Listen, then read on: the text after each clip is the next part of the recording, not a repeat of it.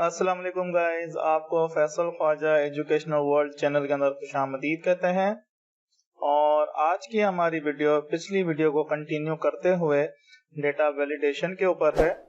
पिछली वीडियो में हमने डेटा वैलिडेशन के अंदर ऑटोमेट करना सीखा था कि हम किस तरह से नेम, रेंज और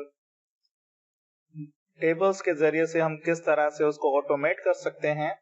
आज की वीडियो के अंदर हम डेटा वैलिडेशन के अंदर फॉर्मूला को किस तरह से यूज कर सकते हैं, आज हम वो सीखने की कोशिश करते हैं। तो सबसे पहले हम चलते हैं हमारी एक्सेल के ऊपर। ये हमारे पास रॉ डेटा है।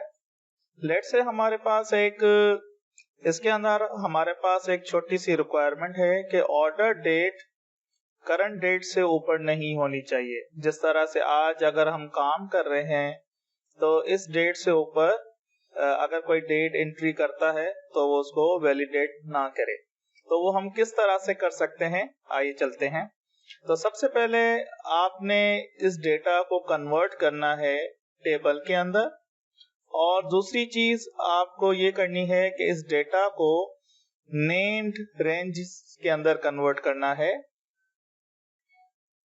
इसका मतलब ये है कि हर कॉलम को उसका जो है वो रेंज नेम देना है और वो कॉलम उसको रिप्रेजेंट करे। ठीक है, तो हमने पिछली वीडियोस के अंदर इसको सीखा है।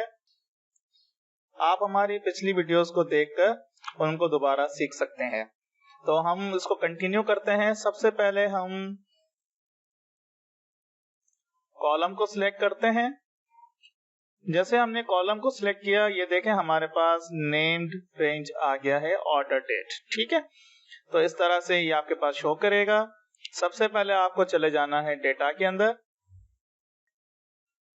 डेटा के बाद आपके पास यहाँ पर ऑप्शन है डेटा वैलिडेशन। जैसे आप इस पे क्लिक करेंगे तो आपके पास यहाँ पे कुछ मल्टी ऑप्शंस अवेलेबल हैं। क्योंकि ये डेट है तो आप डेट के अंदर चले जाएंगे और डेट को आप बताएंगे कि इक्वल टू या लेस देन, जिस तरह से आपको रिक्वायरमेंट है आप उस हिसाब से सिलेक्ट कर सकते हैं। ठीक है, तो हम यहाँ पे लेस देन और इक्वल टू कर देते हैं। ठीक है, लेस देन मतलब आज की डेट से लेस देन जो भी हो उसको एक्सेप्ट करें, और इक्वल टू से मुराद ये कि आज की डेट को भी ये एक्सेप्ट करे। तो हम यहाँ पे फॉर्मूला उसी तरह लिखेंगे जिस तरह से हम एक्सेल के अंदर लिखते हैं। इज इक्वल टू दे के आप यहाँ पे लिखेंगे टू डे। टू डे का जो फॉर्मूला है वो यूज होता है कि आपकी करंट डेट जो भी सिस्टम की है वो उसको रिफ्लेक्ट करता है, और यहाँ पे ओके कर देंगे। ठीक है, अब इसका मतलब ये है कि आज की डेट, जैसे हम यहाँ पे कंट्रोल और सेमीकोलन वाला बटन जब दबाएंगे तो ये करंट डेट हमारे सिस्टम की उठाएगा। जैसे हमने एंटर किया, ये देखें ये एक्सेप्ट कर रहा है। और अगर हम इसी डेट को यहाँ पे 6th of अप्रैल करते हैं तो इसको एक्सेप्ट करना चाहिए, और ये एक्सेप्ट कर रहा है। लेकिन अगर हम यहाँ पे 8 of अप्रैल कर दें तो इसको नहीं उठाना चाहिए। क्यों? क्योंकि आज 7th of अप्रैल है और ये कल की डेट है, आने वाले कल की डेट है, तो इसको नहीं एक्सेप्ट करना चाहिए। और जैसे मैंने एंटर किया, ये देखें मुझे इसने वैलिडेट कर दिया कि ये डेट अभी इसको एक्सेप्ट नहीं करना है, हमारे पास इसकी इजाजत नहीं। तो इस तरह से हम डेट्स के ऊपर काम कर सकते हैं, डेटा को वैलिडेट कर सकते हैं। सेम इसी तरह अगर हम फर्दर इस चीज को कंटिन्यू करें, आपके इल्म में होगा कि अगर किसी ऑपरेटर को यहाँ पर डुप्लीकेट मालूम करना होता है तो वो कॉलम को सिलेक्ट करता है और यहाँ पर कंडीशनल फॉर्मेटिंग के अंदर चला जाता है और यहाँ पे डुप्लीकेट वैल्यूज को सिलेक्ट करता है ताकि उनको मालूम हो कि इस कॉलम के अंदर कितने डुप्लीकेट्स हैं। तो इस चीज से बचने के लिए आप यहाँ पर डेटा वैलिडेट कर सकते हैं कि अगर यहाँ पर जो सीरीज चली है, इस सीरीज के अंदर कोई भी सीरीज डुप्लीकेट ना हो, तो वो हम किस तरह से कर सकते हैं। तो सबसे पहले आप कॉलम को सिलेक्ट करेंगे। कॉलम सिलेक्ट करने के बाद आप डेटा के अंदर जाएंगे। डेटा के अंदर सेम आप डेटा वैलिडेशन के अंदर जाएंगे, और यहाँ पर भी आप देखेंगे हमने नेम्ड रेंज को यूज किया हुआ है, ऑर्डर्स यहाँ पे शो कर रहा है। अब चूंकि ये एक जर्नल कैटेगरी है तो आप यहाँ पर सिंपली कस्टम को ले लेंगे। ठीक है, कस्टम को लेने के बाद आप यहाँ पे इज इक्वल टू देके एक फॉर्मूला लिखेंगे।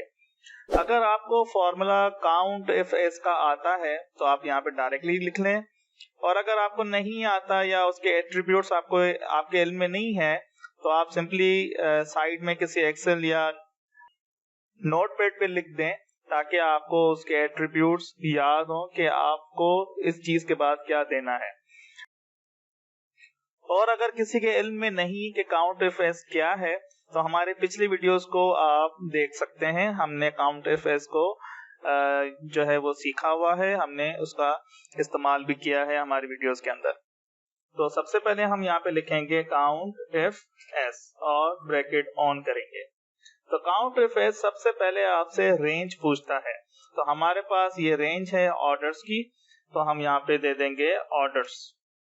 और ये फिर पूछता है कि आपकी क्राइटेरिया क्या है, तो हम यहाँ पे क्राइटेरिया दे देते हैं A4।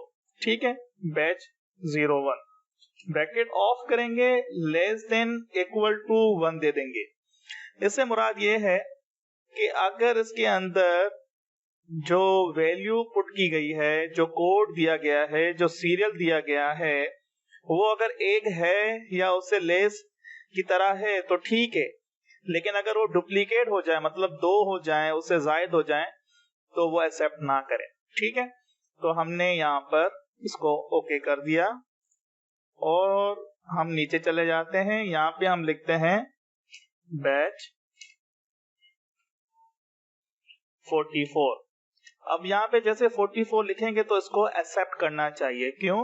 क्योंकि हमारे पास इस सीरियल के अंदर 44 बैच नहीं है, तो इसने एक्सेप्ट कर लिया। लेकिन अगर हम इसी को 43 कर दें जो कि हमारे पास पहले से अवेलेबल है, तो इसको एक्सेप्ट नहीं करना चाहिए क्योंकि ये डुप्लीकेट हो जाएगा। ये देखें, ठीक है।